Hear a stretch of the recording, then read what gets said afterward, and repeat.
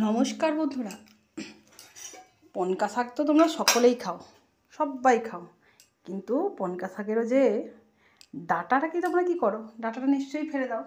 কিন্তু জানো তো আমি ফেলি না, আমি ডাঁটাটা ফেলি না। আমি কি করি বলো তো, সেই ডাঁটাটাকে এমন একটা খাবার বানাবো না, যেটা খেলে তোমরা দ্বিতীয়বার আর ডাঁটাটা ফেলবে না। তাহলে যাক, প্রথমেই তোমাদেরকে জানাই সুস্বাগতম, শুভ সকাল। যাই হোক, এই যে দেখো, এই পনকা শাকের ডাঁটাটা, এই ডাঁটাটা ছোটো ছোটো করে কেটেছি। এটা আলু কেটেছি এরকম সাইজে, আর লাউয়ের খোসাও কাটা হয়েছে। হ্যাঁ, এভাবে ঠিক কাটা হয়েছে। ভেন্ডি, বেগুন আর ঝিঙে সব রকম দিয়েছি। এরপর কড়াতে দিলাম সর্ষের তেল। সর্ষের তেল দিয়ে করলেই জিনিসটা ভালো হয়, তবে আমি সবসময় তরকারি অন্তত সর্ষের তেল দিয়েই করি। তারপর ভাজাভুজি ঠিক আছে, আমি চলো সাদা তেল দিয়ে করি, কিন্তু তরকারিটা আমি সর্ষের তেল দিয়েই করি বেশিরভাগ সময়। তো খানিকটা বড়ি দিলে বড়িটা একটু ভেজে নিয়ে তুলে নিতে হবে। বড়িটা ভাজার পর একটু ভাজা ভাজা হয়ে যাবে, তারপর বড়িটা ভাজা হয়ে গেলে তুলে নিলাম।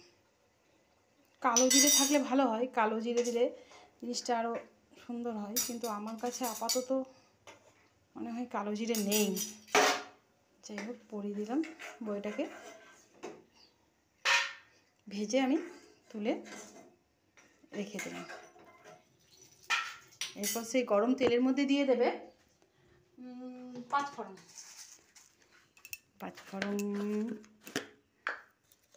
একটু পাঁচফোড়ন দিয়ে দিলে গরম তেলের মধ্যে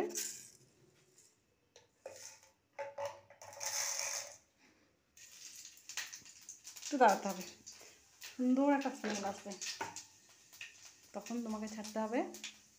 তোমরা যে যেরকম ঝাল খাও স্বাদ অনুসারে ঝাল দেবে। যাই হোক, আমি এখন লঙ্কাটা দিচ্ছি না।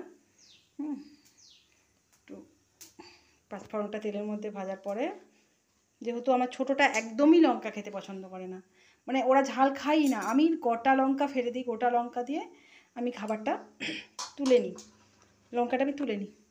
যাই হোক, এরপর আস্তে আস্তে সবজিগুলো ভাজবো। প্রথমে দিলাম আলু,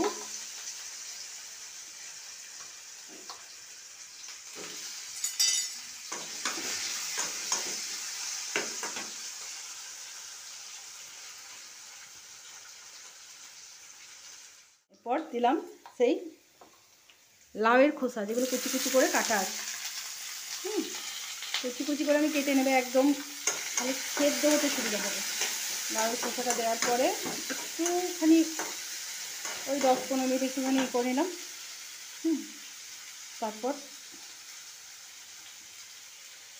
দিলাম এই পনকা শাকের ডাঁটাটা, যেটা একটু নরম, কিন্তু খুব শক্তও না আবার খুব নরমও না।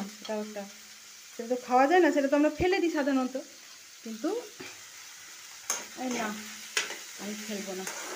সেই ডাঁটাটা দিলাম। তারপর ঝিঙে ভাইকে দেওয়া হলো, ঝিঙে ভাই ছিল ঘরে, ঝিঙে ভাইকে দেওয়া হলো। তারপর বেগুন, তারপর ভেন্ডি,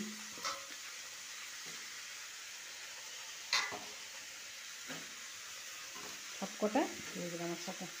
এবার এগুলো একটুখানি ভাজতে হবে, একটুখানি ভাজা ভাজা হোক, জলটা অন্তত একটু মরুক।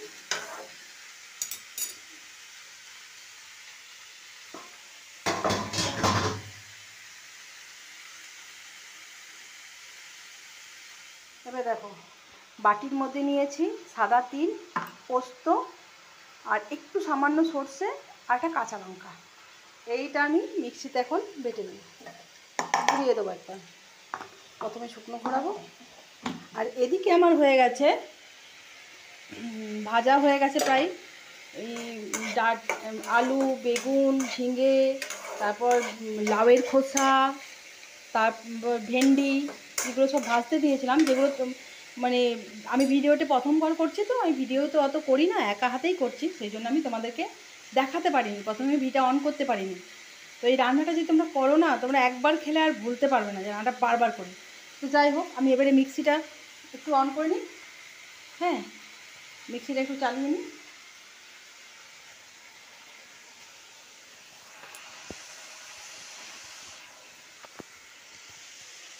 নুন হলুদ দিয়ে সামান্য একটু চিনি দিয়ে জল দিয়ে ঢাকা দিয়ে দিয়েছিলাম। এরপরে তোমার মোটামুটি সেদ্ধ হয়ে গেছে তরকারিগুলো সবই, মানে সবজিগুলো সবই। এই যে দেখে নাও, ভেন্ডিগুলো দেখলাম যে মোটামুটি, আলুটাও সেদ্ধ হয়ে গেছে।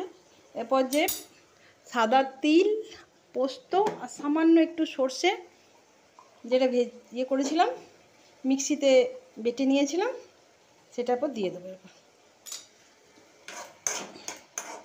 দিয়ে দেবো। তরকারিটা হয়ে গেছে, জলটাও মরে গেছে। এবারে ওই তিলটা আর ওটার একটু জল ধুয়ে আর একটু দিয়ে দেবো।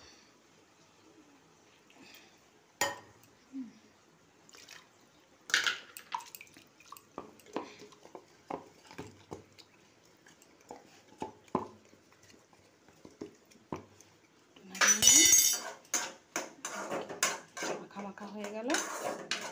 মাখা হয়ে যাওয়ার পর যে তেল, জলটা একটু বাকি ছিল সেটাও একটু দিয়ে দেবো। তরকারির মধ্যে একটু সামান্য চিনি দিয়ে দিলাম। জলটা যেই মরে এলো, যে বড়িগুলো ভেজে রেখেছিলাম সেই বড়িগুলো একটু ভেঙে ভেঙে চারদিকে ছড়িয়ে দিলাম, যেন বড়িগুলো নষ্ট না হয়। যাই হোক, এরপরে হয়ে গেল আমার পনকা ডাঁটার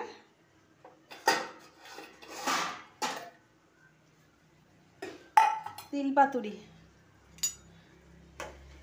একবার তোমরা বানিয়ে দেখবে, একবার খেলা মানে তোমাদের মনে হবে না অন্য কিছু খাই দ্বিতীয়বার।